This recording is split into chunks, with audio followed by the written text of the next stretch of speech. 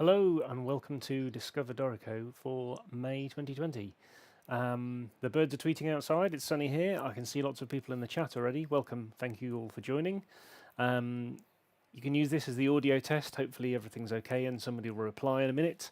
I will try and keep a better eye on the chat than I managed last week. So if I do anything wrong in this session, if Mark or anybody else is here and they're shouting at me in the chat, then hopefully I'll notice quicker. Thank you all for joining us.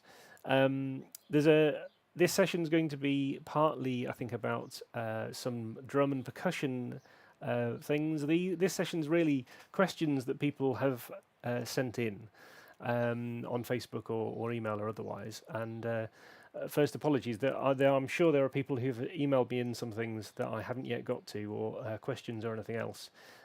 With the launch of 3.5 last week, I'm slightly behind on emails, so apologies there. But yes, I will get to them all. Don't worry. I am glad you can hear me. That's all good. So yes, so today is kind of answering questions. It's not specifically version 3.5 related. I am using version 3.5. If you're watching this later today, when I'm doing this, it's the 27th of May 2020. The current version of Dorico is 3.5 that was released last week. But actually, the aim of today's session is to look at some options that I may have looked at a couple of these in bits of detail before, but there were questions that were coming up either on email or Facebook or anything else, and some people sent in some examples which were very useful. Thank you for showing what was going on, and I thought they'd be good cases to show everybody else, and that's probably what these sessions are quite good for, is telling everybody else and showing good examples to say, here's what you might want to do in this case, here's another option you might not have thought of in a real world example. Rupert Nixon, I'm a bit quiet there. If you just open the window a bit further, I've turned it up a bit. Let's hope that's a bit better. And I'll get started. Oh, I've forgotten to sorry, I've been nattering away. You can't see me. Here I am. I honestly am here live, honest. But yes, I didn't bother putting me on screen. Sorry about that. I'll get rid of me. So I've got the chat here on a screen as well. So ask me questions as we go. And the first one, actually, thank you, Stan, for sending in a couple of files that we're going to look at to start off with. But the very first thing was just a little thing about flow titles.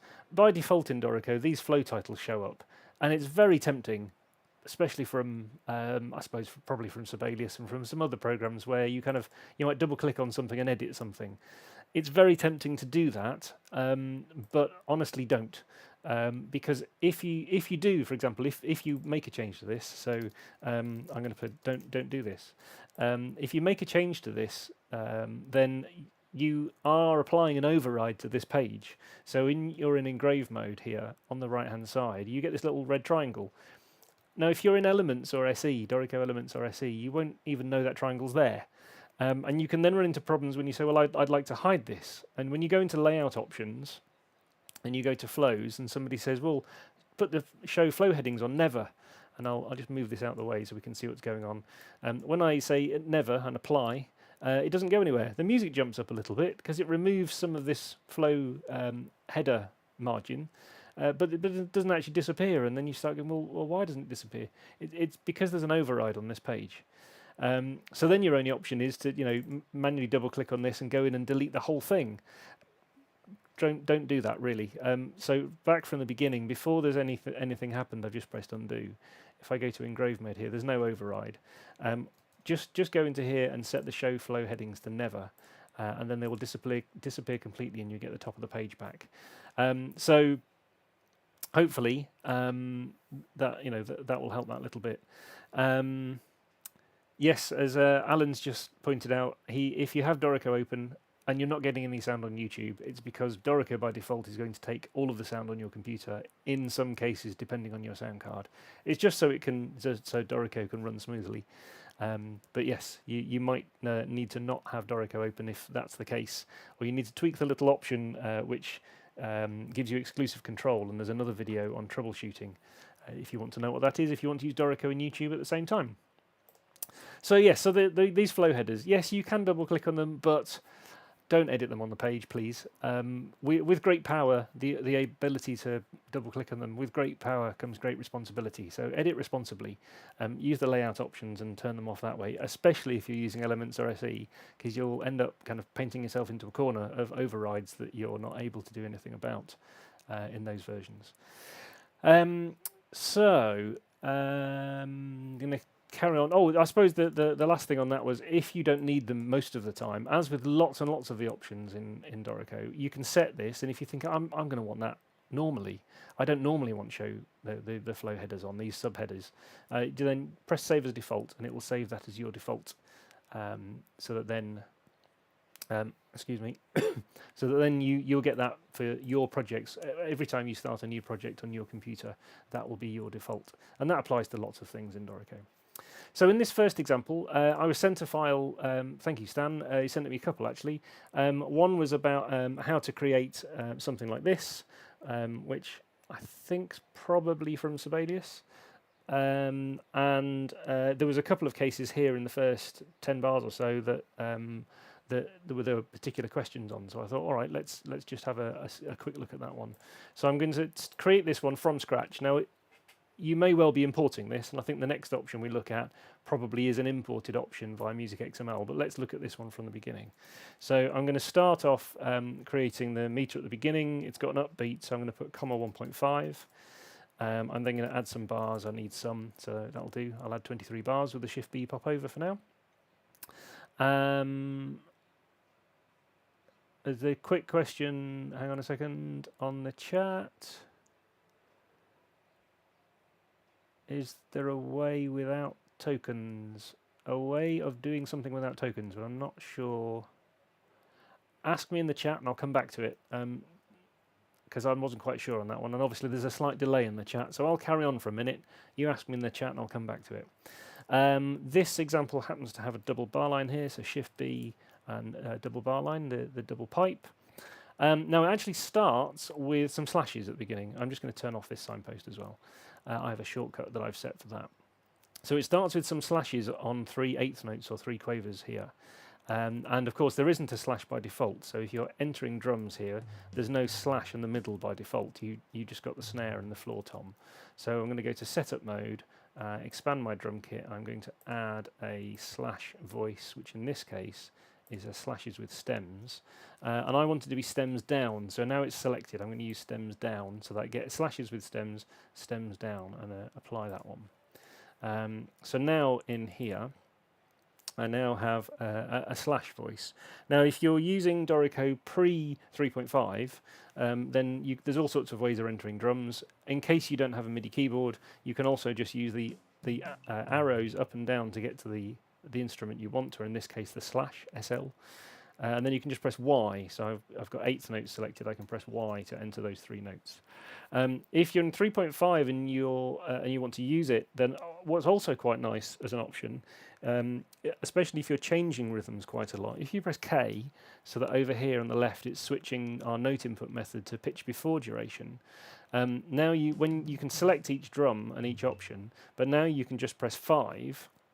And that will enter, because you've already specified where you want it, so 5 will enter those. So instead of having to, you actually have less key presses if you're moving between different rhythms, crotchets and quavers, 8 notes and quarters, because you can, if I was to carry on, for example, then you can press, just 6 and 5 to get those different options. You don't have to switch them and then press Y to enter the note. So that might be a useful option, even if it's just for drum input that you use, and then you can press K again to toggle that option off, so that this option over here for pitch before duration is now turned off. So that might be useful. Also in this part, I'm going to need some normal slashes without stems. And I'm also going to need a part which is higher up here, which is used for cues, and we're going to look at a couple of those options today as well. So in the drum set over here, I'm going to continue editing my drum kit. I'm going to add slashes. I'm going to put stems down, although it's not going to make a difference because they don't have any stems, just in case it makes a difference to voices.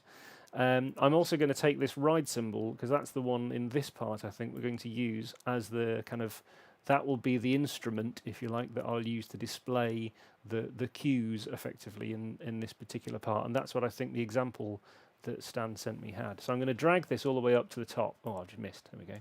Drag that up to the top, so the ride cymbal's at the top. I'm also going to press Edit Percussion Playing Techniques and change that, because it's not really a ride cymbal in this piece. I'm just going to change it to larger note heads, which is what my project is using. And then, oops, it's moved back down again. There we go. Apply that. Should have applied it first. So that now, when I double click up here to enter some notes on the staff, then I've got the hi-hat, and if I keep going up, then I've got crash cymbal. Ride cymbal is now right at the top, and that's what I'm going to use to do these cues. So I can now, old method or new method, can press 5 and press Y or anything else to enter those notes without, now I've turned off the, this X note head and everything else, and I can enter those notes. So that's hopefully fairly self-explanatory. Let me just check the comments again. Bear with me a second. Paul's online. Hello, Paul. Thank you very much. He's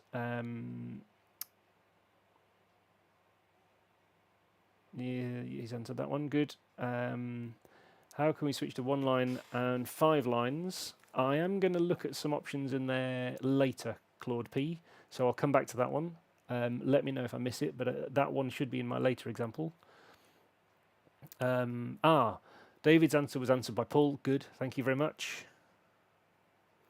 The jazz font I'm using is Petaluma. That's yes, Alan. Yeah, let's gloss over that one.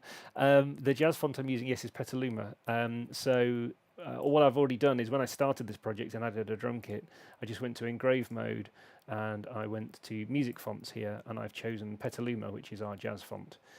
You can use other Smoofle fonts if you want to, but I'm using Petaluma here.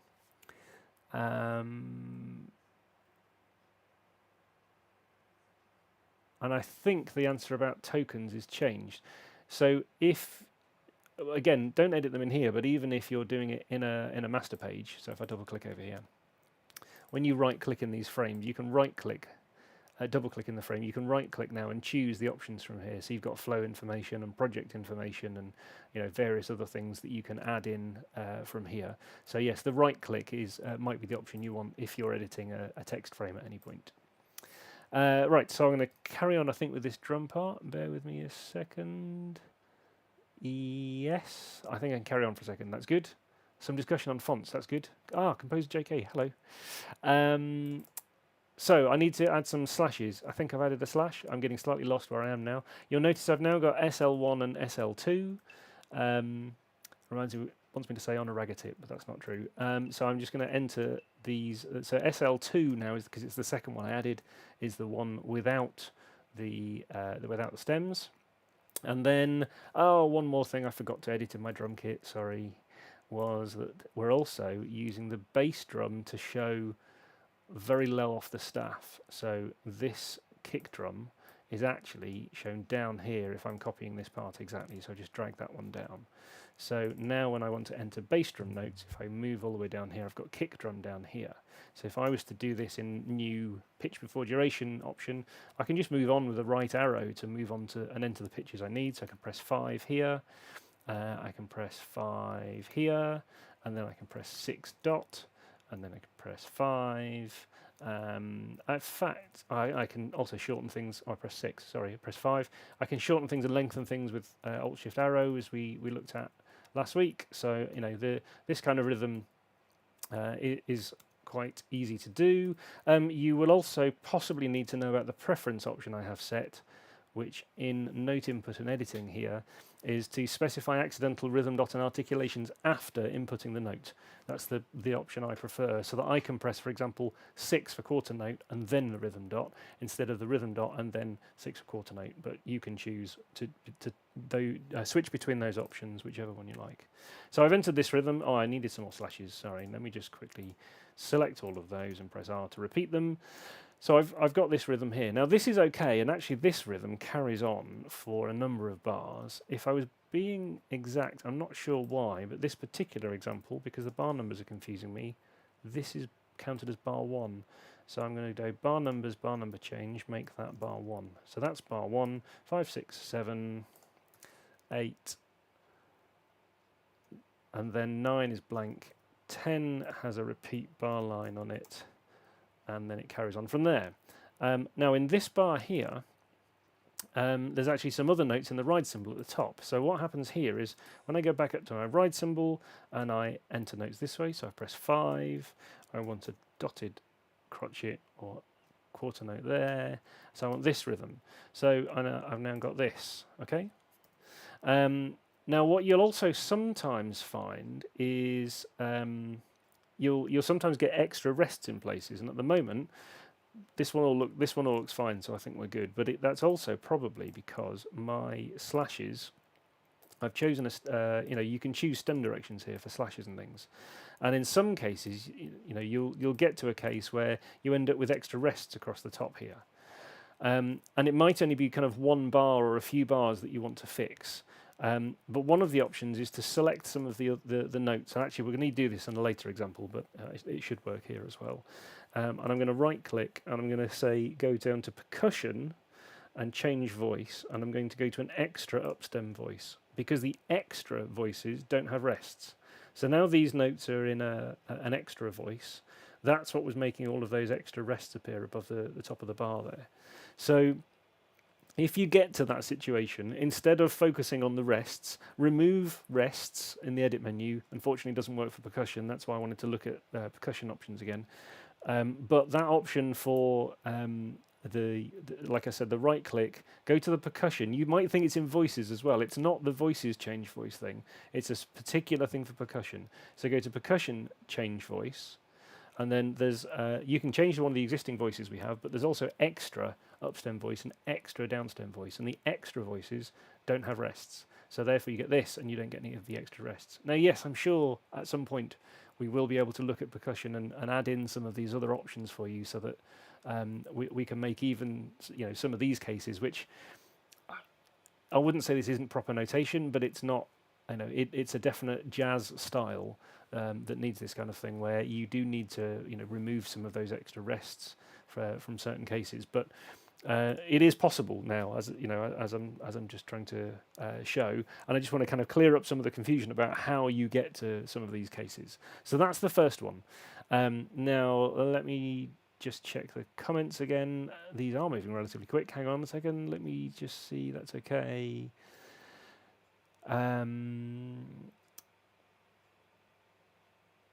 Yes, the right click is available in all the time. Just you can right click in elements. Yes. Sorry, we're talking about tokens. When you right click to select a token, you can do that. I type them in. If you go to our help page, steinberg.help, you can get a PDF with lots of the tokens listed.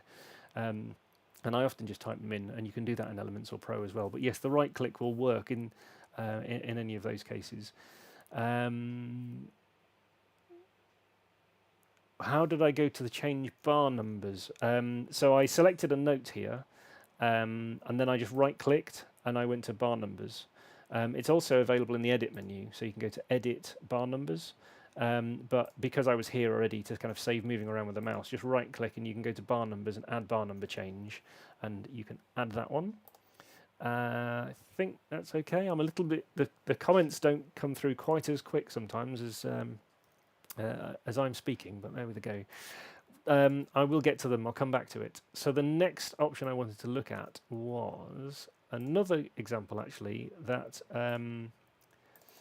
actually was similar to that one. Let's do that one first. So this one is another one actually Stan sent in, where I think he had that particular case of some extra bar numbers in a couple of extra rests in a couple of places. Yes, here's one. So here, for example, there's there's an extra rest up here, and it's how to get rid of that. One option actually is, I think, and he already had voice colors on, which is often quite a good idea, which is the view notes and rest colors, voice colors. And so that you can clearly see, which voice some of these things are in. And that's what gave me a clue here, that these notes here, which I've just selected, and these here, they look the same, but they're not. And that's actually, these two here are the same voice as this one with a stem.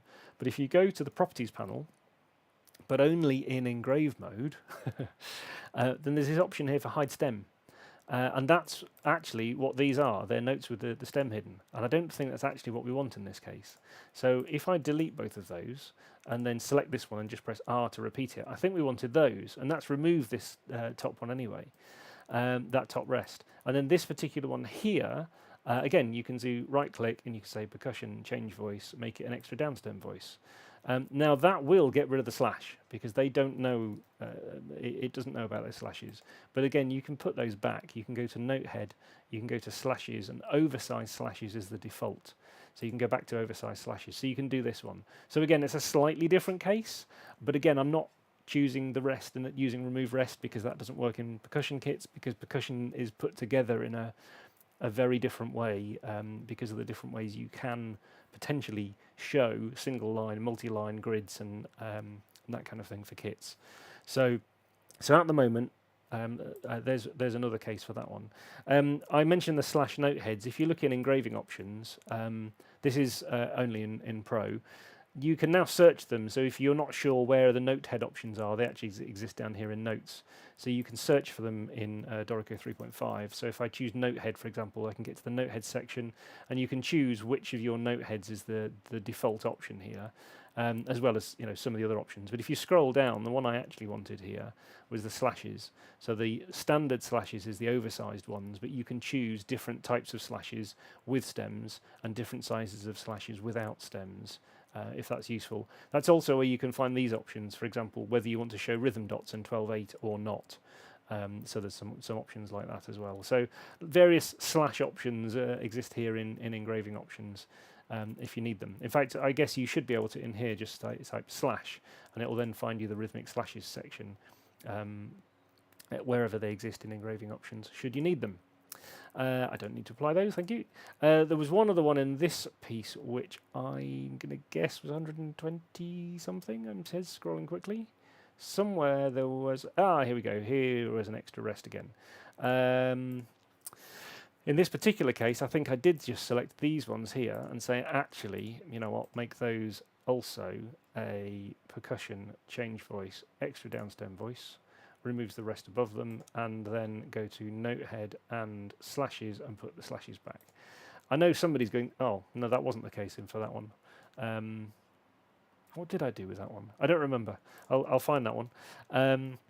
But I'm sure somebody's thinking, well, this seems like, multiple steps to jump through and everything else. Yes, and occasionally it is. Apologies for that. I know. I think I know what I did with this one. It was doing it the other way around. Yes, there are some times, but I just want to show you what some of these options are in case you should need them. Because in some cases, these are the kind of things that you might find useful at the moment. And until the team has worked on some other things, I just want to show that some of these things are possible should you need them, with some of these options, depending on what else is going on in this piece and everything else. But there are options where you can use these if you need them, the extra rest, or not if you don't need them. The extra voice is also useful. Now the other thing I wanted to look at, because I've got sidetracked as usual, was a piece completely different where I've set up a little example of it. It was a Tchaikovsky piece, this one. It says hiding behind Dorico. And in this one, it was about doing percussion on a 5-line staff generally. But here, it's only 3 instruments. It's triangle, cymbal, and bass drum. But sometimes it was shown on with 2 instruments on one staff. And then here, it splits out. Because the way they've notated these is to put both of them on the same space for some reason. I think it's because one they're showing the triangle with a treble clef and the other one with a bass clef. Anyway, if we had to exactly duplicate this, how would we do it? Given the options that we have today in Dorico. Oh, sorry, I haven't checked the comments for a second, so bear with me a second. I don't think I've missed anything. Bear with me. If I have missed anything in those questions, or you want to know this particular case, or because I could cut out the rest of some of it, if you want some of these files to have a play with, email me on Discover Dorico, and then I'll send you that one. Is it possible to have a repeat mid bar in place of one of the slashes 2 beats? I often see this. you can have the repeat bar symbol, Claude, if you're doing the whole, if it's the whole bar that's repeating, yes. But you can't do it if it's. I don't think you do it just for one beat. I've not seen that one. But yes, you can do it for a whole bar. In fact, I didn't show, I suppose, in any of these. You can do some of these slashes if you wanted to in a different way as well. If you wanted slashes here, you can select a bar, do Shift R and do slash, but that will delete everything else underneath it. Sometimes that's also a useful option to do this, for example. Because this is a region and stands use those here as well. So there are other ways of doing slashes as well that would also be useful. But they can also sometimes, if you need them to be, they can just be a single beat or a couple of beats if you need them to. So here's another case where you can use a region. Because there's all sorts of different options you could have in the same bar. There's all sorts of different ways people have notated them and options that you have in Dorico as well. But yes, this bar, if you wanted to repeat it, you can do Shift R and do %. You can get a bar repeat on that one as well. Right, so the one I was just about to look at was this example. So I've set up a couple of the bits here in advance. He says, looking at the comments, we do have a figured bass feature, but it won't write it out for you automatically, Martin. There are some videos on figured bass that we released last week. So what I have here at the moment is kind of what I'm trying to create as a kind of more finished example, and then we'll look at some of the ways I've put this together.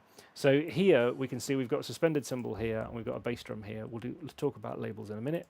So we've got the triangle here as well, because we're just showing a couple of options because they were on the same line.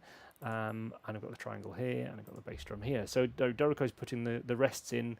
And this one here, if I move some of these notes, so if I Alt right arrow this one, then you'll see Dorico will sometimes create these extra rests when it needs them, and at other times it will get rid of them again. So if I put this back, then it will get rid of them because it's amalgamating these. So a lot of the time Dorico will figure out the rests and things that you need. But for this bit down here, to suddenly split them out to two instruments, there was a couple of ways I thought of doing it. Let me know in the comments if you think of another way of doing it. The first way that I did it in this example was I added other instruments to the percussion here. So let's set up a quick new example. So I created an empty percussion kit, the reason being that if I add instruments into here, so I wanted a triangle and a suspended cymbal, and I wanted a bass drum. You'll notice I never look through the families of instruments, I just start typing and then press enter. You can put these in the right places, so bass drum I wanted to be there, suspended cymbal on that line, and so is triangle. And then I'm going to press apply, just so that they're in the right place now. The stem directions are going to matter, so this bass drum needs to be stems down. And this, even if I press apply, doesn't happen because I need to tick this drum set tick box. This drum set tick box means make this percussion kit act like a drum kit and therefore take the stem directions into account. So now if I apply it now, I'll get the stem directions correct. The cymbal in this case also, again, doesn't have the X note head. If I'm copying this example, they have larger note heads.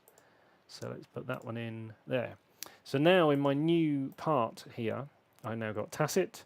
And if I go to layout options and I can't remember where multi-rests are, I can now type it into here, find multi-rests and turn them off. So now I've got a 3-line staff, and that's because I've added 3 instruments here which are normally 3 single line instruments, and I've put them all together in one group. So in layout options, and again you can search for these, but there's percussion section, you can choose 5-line staff, and this is where you can choose single line instruments, drum grid, which in my case was showing me those 3, or a 5-line staff. So I'm going to say 5-line staff in this particular case. Ta-da! So now if I enter notes in here, as you see, as I move up and down with the arrows on this same space here, I now have triangle and suspended cymbal. That's okay at the moment, and I can now enter the notes in here. So I'll say, if we want this kind of thing, then we can enter those, and we carry on with the other examples I had. But then later on it splits out into 2 instruments. So the only way I could think of, 2 ways I could think of doing that one, is either to add other instruments into here. So you would add in another triangle and another bass drum in this case, but don't just add a triangle and a bass drum, because if you do that you'll get single line instruments that you can't do anything with. create a new empty kit again, because you can have a 5-line staff option, add another triangle this time here, triangle 4, there's a lot of triangles in this piece. I'm going to relabel this one so that I know which one it is. I'm going to press apply, and you might want to set the drum set option here if the stem direction is going to be important, which it is. So press apply and close. So now I have percussion 2 and triangle, and then you add another one, click that plus or shift I, create another empty kit for a bass drum, which is a bass drum which goes here. Stem direction needs to be up in this case, and apply. So now I've got multiple instruments. Now in the part I'm not going to see those unless I go to galley view, so now I can see all of the instruments. So now the idea would be that you can write for those instruments as and when you need them. So let's say here is where we needed to add in some notes here for the triangle and the bass drum, as we had in this example here. And when you go back to page view, and you can then use the option in layout options for hide empty staves all the time. Then you get single line here and 2-line here. So there's one option for how you might put these kind of things together. The other option was that you could add them as separate instruments down here. So you could add new players, create empty kit, add a triangle. I'll only do one, honest, because otherwise you've seen the same thing multiple times. But if you add another triangle in here, let's leave it in the middle this time so we know it's different. You can relabel this as well if you want to, so your brain can cope with how many triangles we've got. And you can then, in your parts, you can choose what you're adding to it. So you could say, add in some of these into a new part. So here in I've created one if anybody wants me to send an example later of kind of all of these options, and but the idea is that you then say that you can move these around. So let's just say we'll move some of these for a second. So let's move that one out, because you can drag and drop instruments around as well. So my part now, which is this percussion 2 one, you can now say actually include one of these triangles as an extra player, and that's another way of incorporating things in.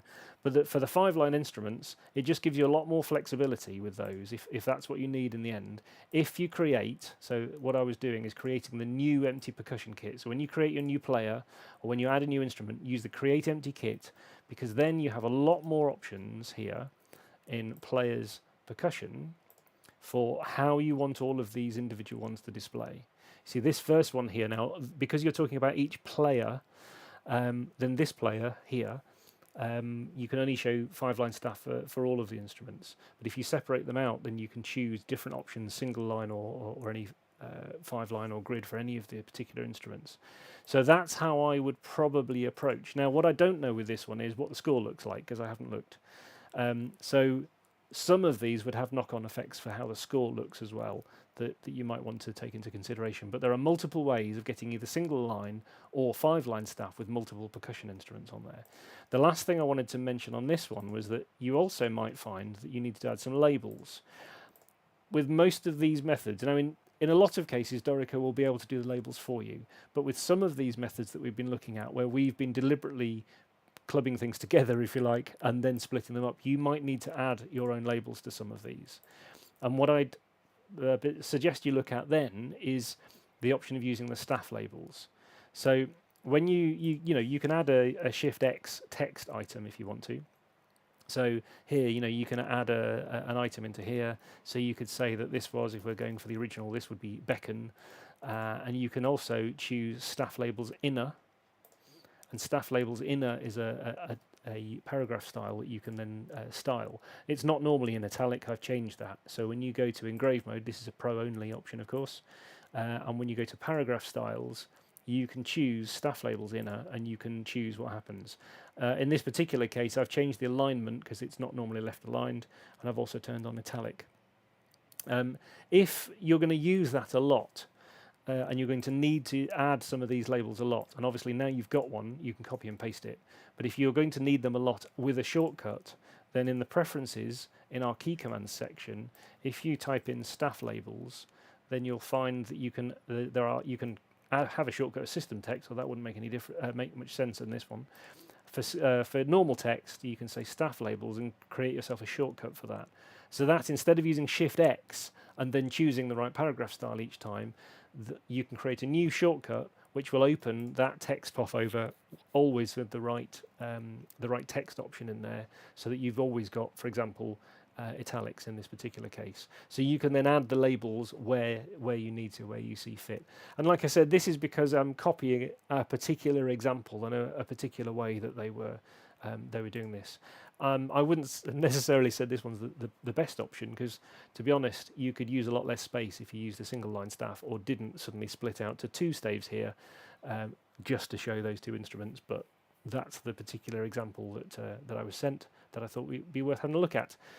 I've just remembered one last thing. I apologise. I keep saying that. There was also an option for the clefs. So the clef, you can just add a new clef at the beginning here. So the ones I've created, look, they all have the standard percussion clef. You can add a bass or a treble clef to those should you want to. But also there was a cue, and you can't cue into percussion parts, of course. So in this particular case here, if you want the violin part up here in the percussion, you can't do that. And I've shown this kind of thing before. The problem is if you're up here and you type Shift U and start typing violin, nothing happens. You can't create a cue. But what you can do is create it on another instrument and copy it. Great, but it's not going to show as a pitched instrument up here. So the only option I think at the moment that we have for that, and yes, I'm sure we'll look at this as a feature one day, but in the meantime, if you really need to do this, and what I'm looking to do here is in the percussion part here, show, for example, a violin or a flute cue in this part as a pitched option. Well, there's nothing to stop you for this player, for example, also giving them a flute or some other instrument, because then they have a pitched option. So then, when you're in galley view here and you see all of the instruments, here's the percussion staff, the triangle, and everything else, I have a flute staff. So here, I can now say, actually, I'd like to cue the violin 1 here, please, for this particular player, because they're not doing anything else at this point. So that then when you're in the percussion part, you can then have pitched notes in here should you need them for that particular instrument. And if you don't need them, then you can also do things like turn off the clefs if you don't need them. So you know, there are options there if you need that. Yes, I don't normally like workarounds. Yes, that probably is a bit of a workaround, but it will get the job done for you at the moment. That, you know, there's no reason why you can't do that kind of thing at the moment should you need to. Right, so let me just check for a second in the comments and see if I've missed anything.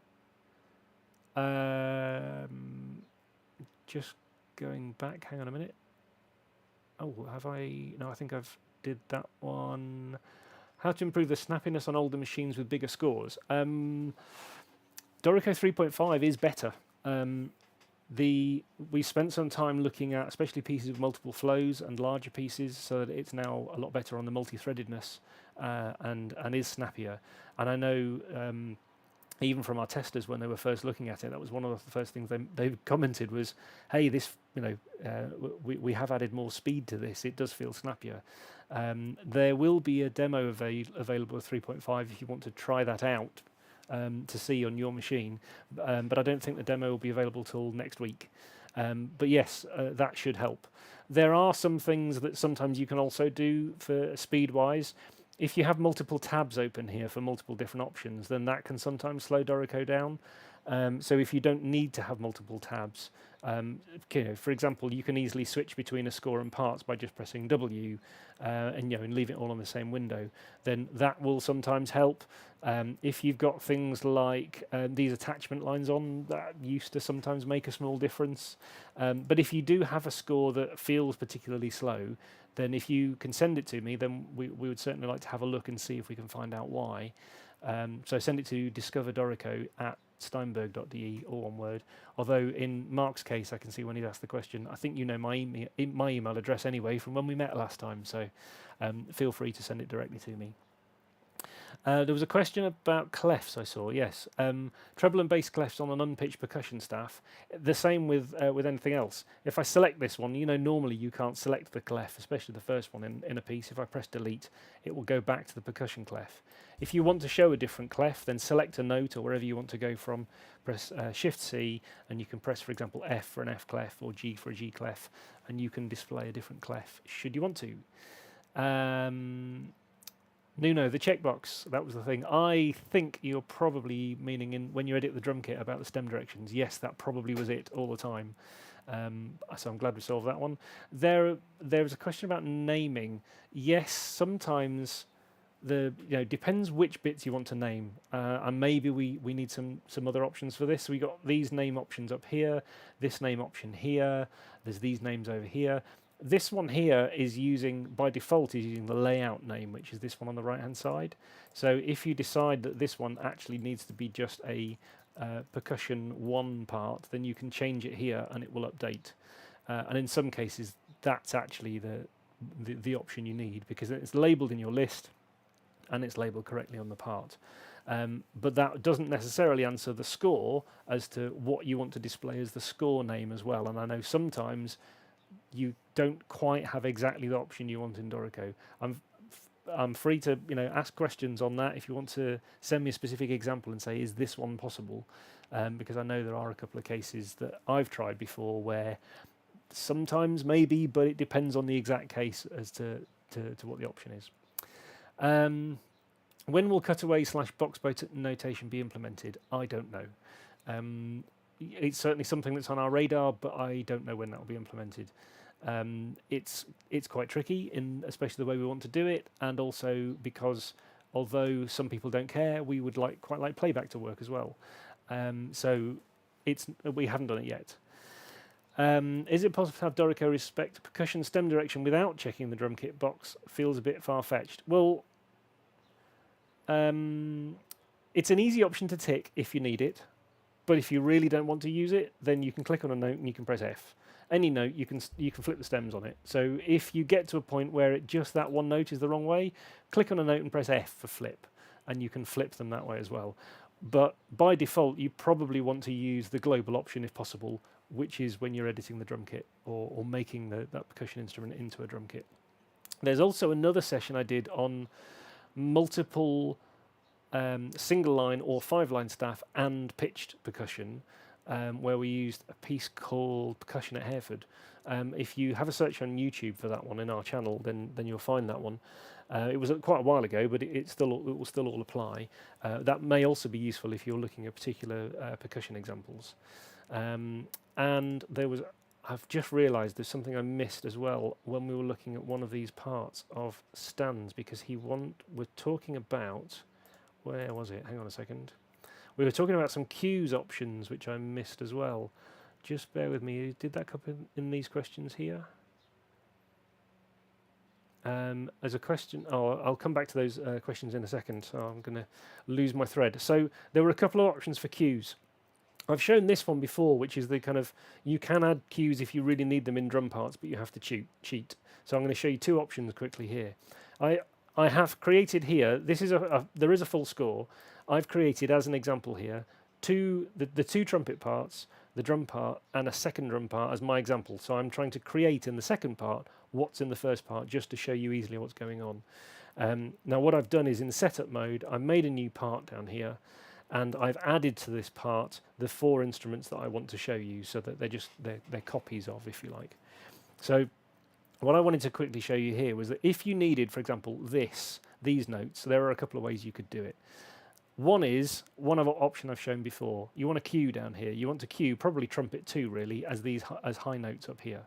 So you can't create a cue, as I said, in the drum part. We've shown this before, but you can, for example, in another part. So in trumpet 1, I can say, give me a trumpet 2 cue. Here it is. It says trumpet 2, and I can now just copy and paste with Alt-click down to this part here, so that now I have those notes, and I'm going to drag that out so it's a bit longer. I now have those notes in the drum part. I don't need this cue anymore, so I can delete it. Now, yes, this is a little bit of a workaround. It's not a surprise. I've shown people before. I can turn off the name, I can turn off the transposed clef if I don't want it, and I can also set this as a rhythmic cue above the staff, and I can set the distance, how far away off the staff this is. So you can set some height options here. Because I happen to be working in galley view, because this is showing me and you more easily what's going on here, I'm also just going to increase the vertical space between these so that we can see a bit more what's going on. There we go.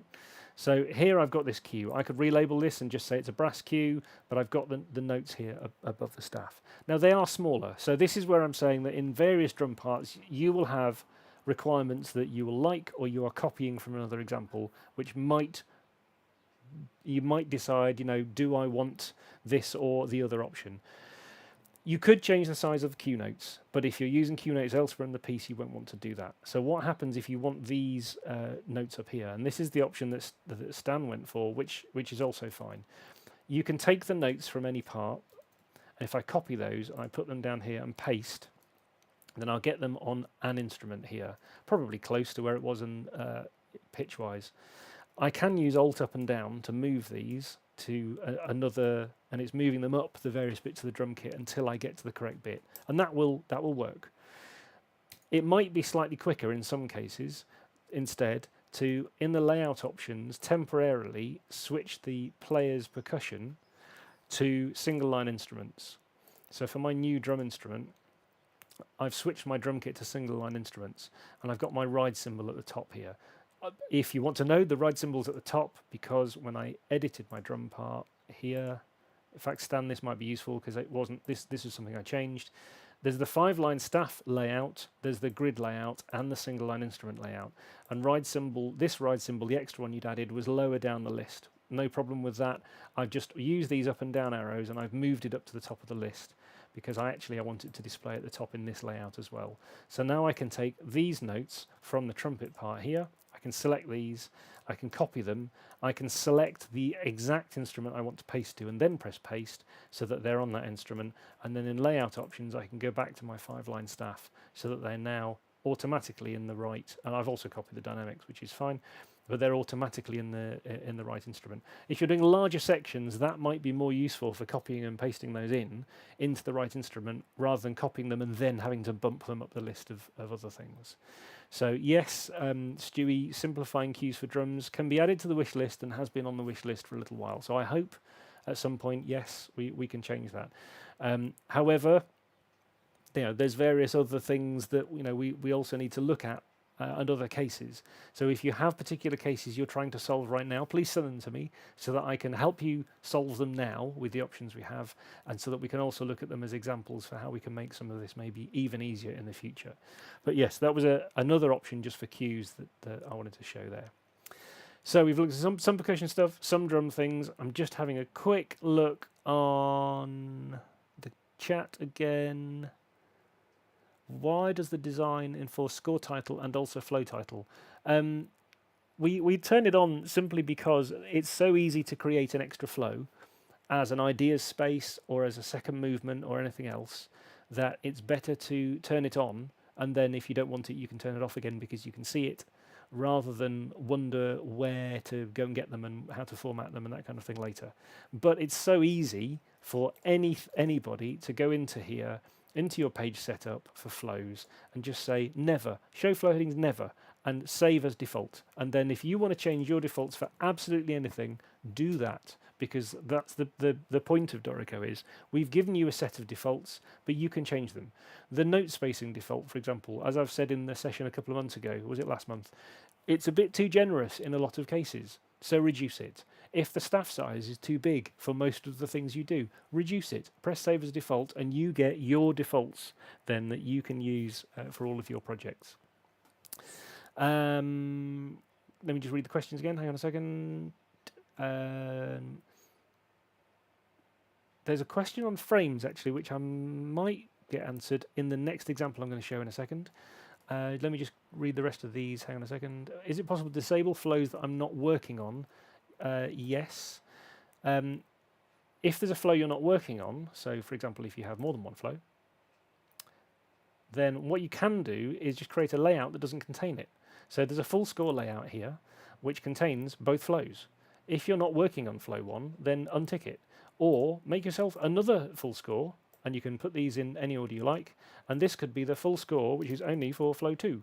So if you say full score flow 2 and you untick flow 1, you now have one full score that you're working on only with the flows you're working on. Is there a chance templates will be implemented at some point? There is a chance of that. That's also on the list. At the moment, it's best to save yourself a project that you use. So if this project was something that I think this is the one I want to use, it's got all the things that that I need set up in it, then just delete the flows. So there's a bin icon down here. Obviously, before you do that, press File, Save As, save it with a different name. Then you can delete the 2 flows or any flows that you've got in there. You now have a blank file that you can use next time to start your next project in. You might also, if you're on a Mac, you might want to, or even on a PC, enable the option to make the file read-only, so that when you open that file to start off with, you don't overwrite it. But yes, I'm sure at some point we'll be able to add templates. Can we show people how to create manuscript paper? If you look in the session last week, there's a new option now for blank staves, and that's probably the quickest option. But yes, if that doesn't answer it, yes. Have I missed anything? Can you have different coloured pages for different flows? No, you can't actually at the moment. No. That could maybe be an option, but it's not something we have at the moment. Can you say which category and to change defaults? I think you might mean when you're in engraving options, maybe. Yes, that does save all of the defaults in engraving options as a whole. So you can't just save one bit of defaults. Yes, that's true. It does save all of them at that point.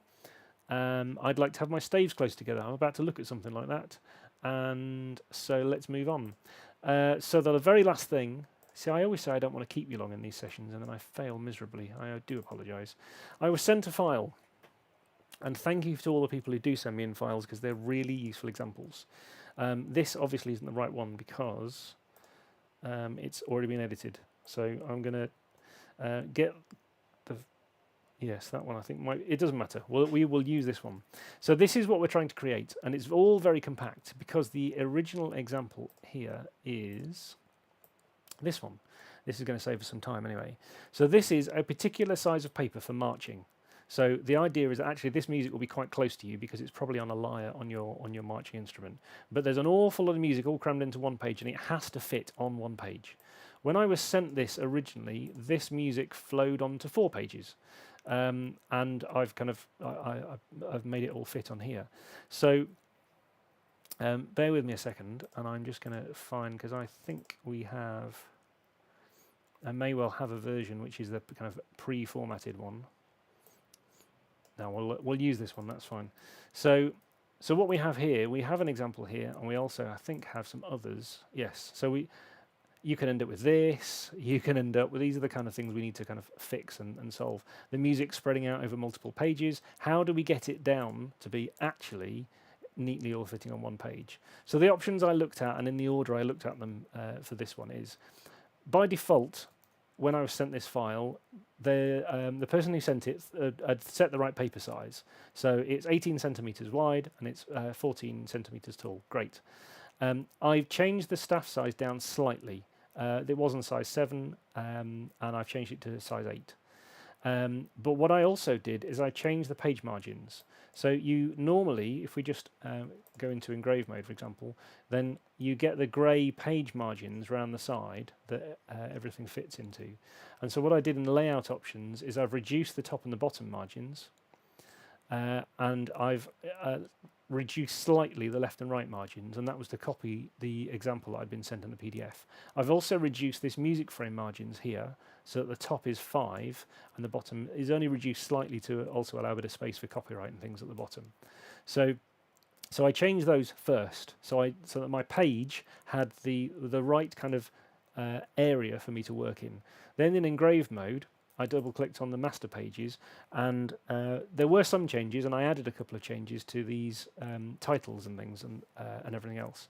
So there's a frame here for the project title. I made a separate frame for the project subtitle so that I could push it closer to the project title easily. I've also, the layout name and the flow composer are listed in here as well, and then my music frame and the flow copyright at the bottom.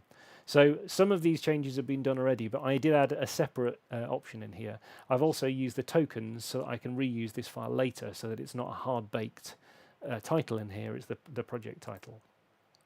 So once I'd done that one, I kind of got all the options I want on the page. And don't forget, in any mode now, you can use the little tilde key to turn off temporarily all of the frame edges and the page edges and those kind of things, and also signposts so that you can see what's going on, and then let go again. So that's the kind of things I'd done in the order to make these fit. However, also in layout options, the vertical spacing section, I turned off the automatically resolve collisions. So if I leave this on, for example, this piece will end up potentially with more gaps between things.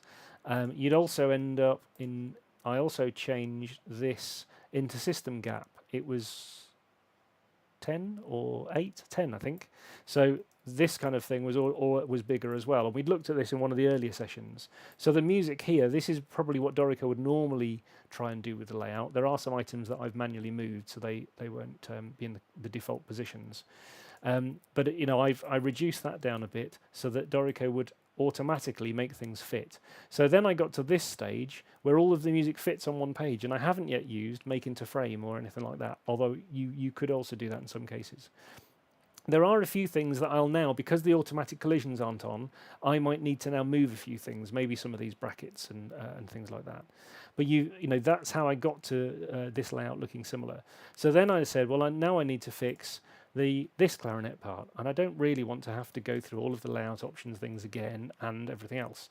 The page itself, the layout and everything else, should all be working. How do we make this work? And this is where you still go in setup mode on the right hand side, and you go to propagate part formatting, and you can say this flute part, copy the formatting of this flute part to the clarinet 2 part, include the layout options and the system formatting if you need them, and in this case I do, especially the page formatting. So now I have the clarinet 2 part as well in the same. Now this might be a bit big actually.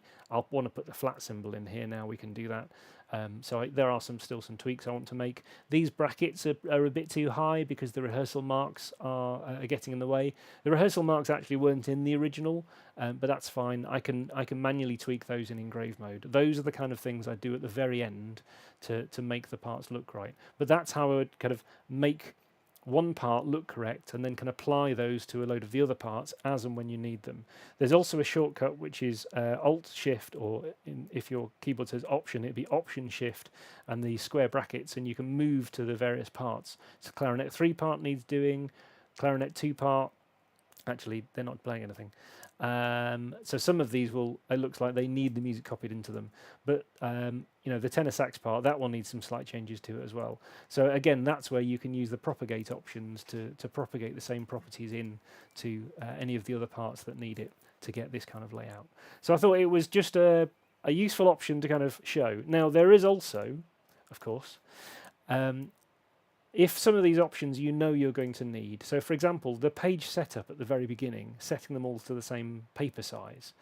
Choose all of the parts, either by shift clicking on parts here, or use this option down here to select all part layouts. Select them all, and then when you make changes, you're making those changes to all of the parts. So to make them all the same paper size, to make them all the same rastral size, in one go, select them all first, then make your change. Change the vertical spacing and untick this option for automatically resolve collisions. Set this kind of option. If you need exactly the same options in all the parts, then you can also do that from here, from the layout options. You don't have to use that propagate option afterwards. It depends on your workflow, how you want to work, and how how you want to make all of that work. You also might want to now you can make a copy, for example, of any of these parts. So let's say you wanted another part, add a new part, add the flute to it so that I have a flute part. Maybe you wanted one in a different paper size. So now in layout options, I've got my flute part and I've got flute A4. If today the band aren't marching but they're playing the same piece and they need it to be on a music stand, you can make an exact copy of everything on A4 paper. So here is a flute A4 with 7mm staff size paper. And if I go to flute A4, then I've now got the music laid out to go onto a music stand instead. And I can make different options about spacings or sizes, or reduce it slightly to 2 pages instead, with exactly the same music, because it's just a copy. And that's where setup mode is really useful, because I've got this flute layout uses the same flute as this option here, and you could have an entire band effectively layout twice if you wanted to in the same project, just with different layouts depending on whether they're marching or not. I noticed Keys was online earlier, and I think that's the kind of thing they've been doing as well, depending on whether the band is marching or not at the time, and it keeps it all on the same project file. So I've just gone over the hour. Apologies. I was really aiming to get this one under the hour, but I've failed. So let me just check the comments just for a second to see if there's anything I've missed. How can we choose up or down voice and copy to another line to swap things? There is a swap function if you're swapping between instruments or copying to staff above or below in Edit Paste Special. You've got duplicate to staff above below, move to staff above below, and also swap. These bottom 3 options don't have a key command, a shortcut, but you can set shortcuts to those should you need them.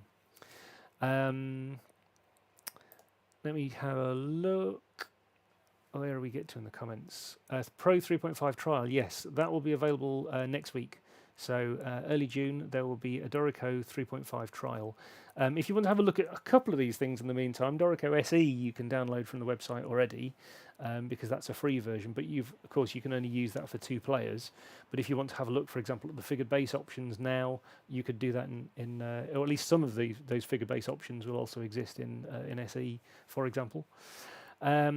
A video score export feature, possibly. I think there's a copyright on the exact way they do that in Sibelius, but yes, possibly. All these things are possible in the future. Jazz lead sheets generally don't have a clef and key signature at the beginning of each system. Can we hide these? That's really annoying, personally, to play, especially when there's a key change. You can, if you really have to, but please don't. It's so much easier for players if you leave the clef and key signature in at the beginning so they can see what's going on, especially if you're doubling instruments, so you get to a key change and somebody then says, let's go from E, and you can't even work out what key you're in anymore. Yes, there's a question from Dave about the instruments. So, for example, the clarinet I was looking at earlier, when it says B flat, and I think I showed this one in the session last week, I can't remember. In here, for the layout name, you can use tokens in here as well. So in here where it says B, you can right click in here, I think. Maybe you can't right click in there. I always type them in anyway. So I'm getting 2 right click happy. So I'm going to type in 2 squirrely brackets, 2 @ symbols, and the word flat. So it says B flat. And then when you, I'll have to force this to update for a second. Let me go back. Did it was the second one I changed? No, it was the first one I changed. That's why. B flat. So then you get the correct flat symbol in there because I've used the token for flat over here. Don't do it in here again because this one is using layout name by default. So don't change it in there. Go to setup mode and change it in this list on the right hand side and you can see in here there's a token I've added, which is, like I said, go to steinberg.help. You can get a full list of all the tokens, but the flat symbol is just the squirrely brackets, squiggly brackets, whatever you want to call them, with the @ symbols and the word flat in the middle. Somebody's answering a question, I think, about edit filters for up-down stem. If we're talking about percussion, I don't think that will work. Depends what you're trying to do. Oh, was it you were trying to move voices and things in a... If you're trying to move hi-hats, for example, then you just do that in setup mode and just drag them down. I'm not sure. Ethan, if your question wasn't answered, then... was it Ethan? No, sorry, Esan. If your question wasn't answered, email discoverdorico@steinberg.de and I'll answer it. Bear with me, I'm just reading the comments. Yes, thank you. Some of you have answered the questions in the comments as well. Great, thank you very much. I do like this community. What's the reason to group instruments in setup mode? I'm not sure why these ones are grouped in this particular case. Maybe that's just the way they were working. Sometimes it helps with naming. But I don't think that one's here. For example, if you've got two clarinets, one in each group, then they won't automatically be called clarinet 1 and clarinet 2 if they're in different groups. But sometimes people just like to group things so they can see them easier, because then you can expand and contract these groups and you can see what you're working on easier. So it could be that. Also, when you import, for example, a MIDI file, you can optionally put all of those instruments into a group so that you can deal with them later if you need to, all in a group. But I'm not sure why they're all in a group in this file.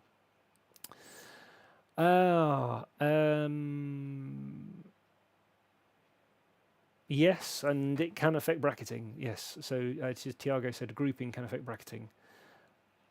I like the extra time. Keep going. Okay, well, there's more questions, so we will at the moment. Go slower too if you can. Yeah, I apologise. I'm English and talk far too quickly sometimes to try and get these things in. The useful thing is YouTube has a slowdown option. If I'm too slow or too fast, then you can change the speed I talk after the session. When you review this, you can watch it at whatever speed you like, as well as pressing pause. Claude P, since you're taking quick questions, the meaning of life, well, the answer to that's 42, of course. Demoing the fit to one page, yeah. Tiago's also answered, good. Are there any ways to reset numbering for doubling instruments?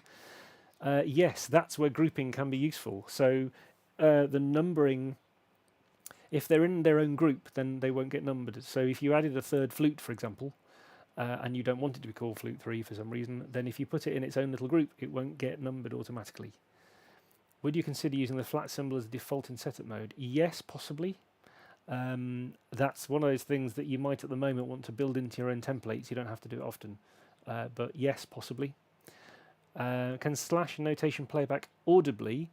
No, because normally you don't want it to. However, if you're using actual slashes, so let's say this clarinet part, since it's the thing in front of me, if you put the notes in first and then highlight the region and type Shift R and type slash, then the notes will still play back underneath that. So if you have a solo you want underneath it, or if you want to play the chords and the pushes in underneath it, and then hide them with a slash region, you can do it that way if you want to. And Matthew's just answered it. Thank you. Well done. I don't think I need to do these sessions anymore. You're all answering the questions. It's great. The YouTube video will have timecode links, so you can jump to the thing you're interested in hearing about. Once I've finished talking and I've then gone back and added the time links, I will add the time links underneath. So in the description underneath this video, there will be time links in there. If in playing you have lots of instruments, is there a way to hide instruments, as I can't open the lanes enough to size them to edit things? You actually, in play mode, you can't hide things in play mode, but it will only show you the layout you have open. So this is the moment only showing me the clarinet part, because then here, because I'm on the clarinet part, if I go to the full score, then it will show me that everybody's in the full score layout. So you can create a layout in setup mode, which only has the instruments in it you need, for example, rhythm section layout. You can then choose the rhythm section layout, and when you're in play mode, you'll only see the rhythm section instruments. There's also this little option up here to show you the flow. If you've got more than one flow in a project, then you might need to choose the flow that you're on as well.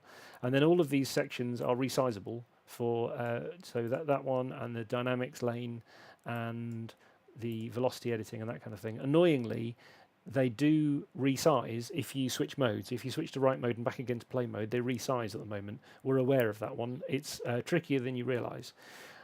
So the other option is if you open two modes. So if you have write mode open and you click plus, for example, I need to edit that full score by the looks of it. That was an interesting score. Obviously, I haven't looked at the paper size. Look at that. Wrong staff size. That's what that is. So when I move this to a new tab, for example, a new tab or new window, I now have the full score and the full score. And I can put play mode here. So now I can resize this one, leave this on the second monitor, and it will stay that size because I'm not changing it. And I can go back to this one and I can edit this paper size so that it's not A4 to make everything fit. So that's the kind of thing that you might find useful, maybe, when you're kind of editing things, because then you can bring this mode back and it's still all the right size, or leave it on a second monitor. Liam, for rhythmic slash notation, I suppose the other option is you can play the chords in, and instead of using the rhythm slashes, you can just change the note heads to a slash if you want to. Yes, Liam. So if you play the chords in, and then change the note head to a slash, although you get chords with the slash then. Yeah, I'm not. Maybe I'm not quite understanding the option. There is also in Dorico 3.5 now. There is an option if you need it. Oh, I didn't change the paper size. I left the dialogue in the background. There is an option now if you need it to hide staves that you're not using. So the manual, this needs to change and be smaller. But the manual staff visibility part, for example, for just for playback, if you right click on it and go to staff, manual staff visibility, you could hide a staff that you're only using for playback if you really wanted to. It'll still play back, but it just won't show up in this layout. So that also could be an option for slash playback, depending on what you're doing. Maybe that's another session we should do at some point, another Discover session. Is there a way to apply an effect in Halion for one track only? Effects seem to apply to the entire VST channel. In the mixer, when you turn on the inserts, you can apply a VST effect to just one option. I think if that's what you mean. So that will only affect this track that's using it. If you use this one on the right, then this reverb channel, for example, that's going to affect everybody. But if you add them in here, then you can have an effect that's only for one instrument. Maybe that's what it is. Not sure.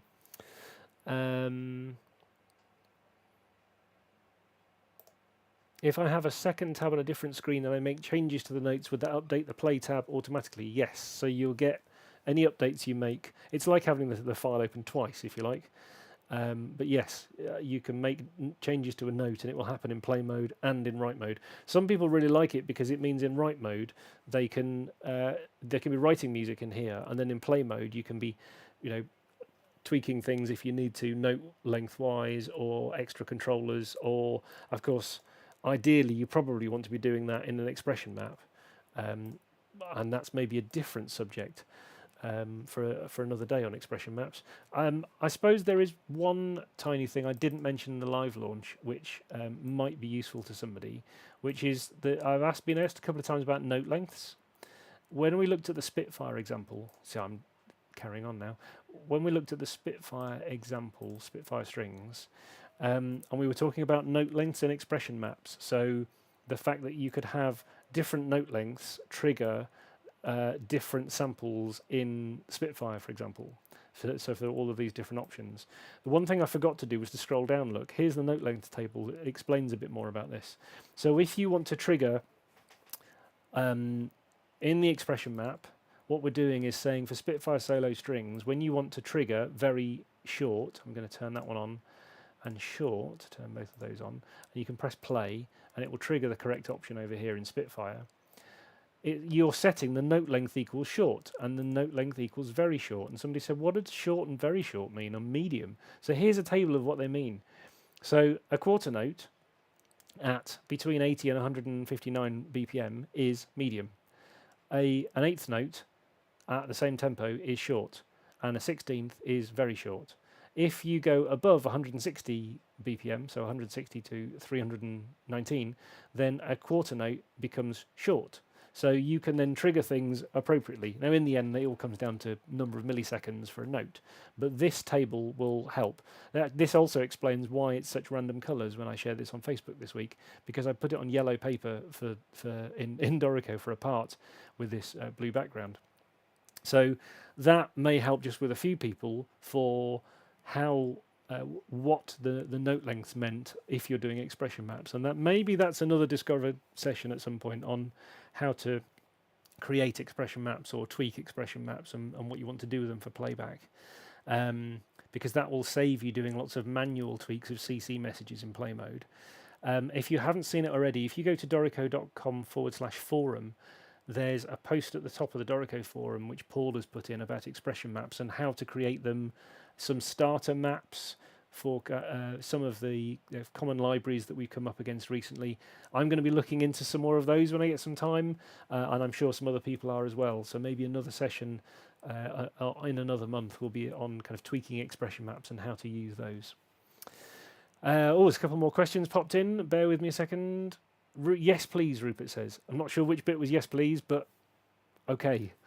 Maybe it was the expression maps. If I hide a staff for playback, could I duplicate a staff, say violin right, one for player and mute it and another for player? Yes, you could have two, and you can have one hidden that sounds and one displays that doesn't sound. Yes, because you could use the mixer to mute the one that you don't want to sound. So yes, you could do that, Judith. Hopefully you wouldn't need to, but you should be able to hopefully write the things anyway. But yes, so yes, that's yes. RE expression maps. Good. Okay, let's consider that one. Okay, so I think I've rambled on a fair bit today. I don't think I've missed any questions. As always, the email address is discoverdorico@steinberg.de.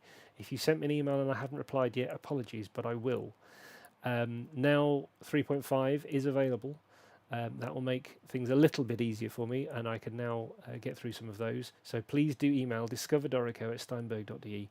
As with this session today, it's mostly been answering questions where somebody said, I've met this problem, how do you solve this? And I can often solve that for you by email, especially if you send me a file.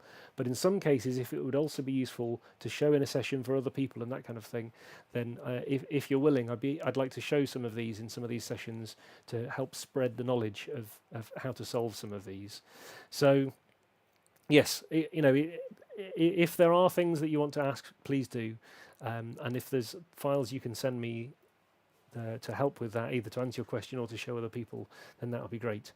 And we'll carry on running these sessions monthly. If I speak to you quickly and you would rather have this session in German, it won't be exactly the same, but my colleague Marcus is going to be running Dorico auf Deutsch sessions, which will start next week, actually. It will be the first week in the month.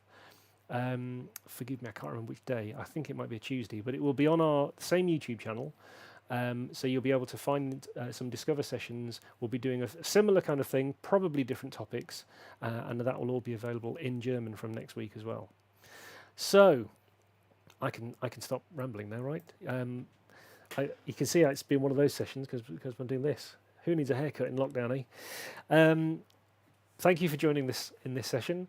I'll do another one of these at the end of next month, so I will try and make the information available slightly quicker than I did this time. Apologies.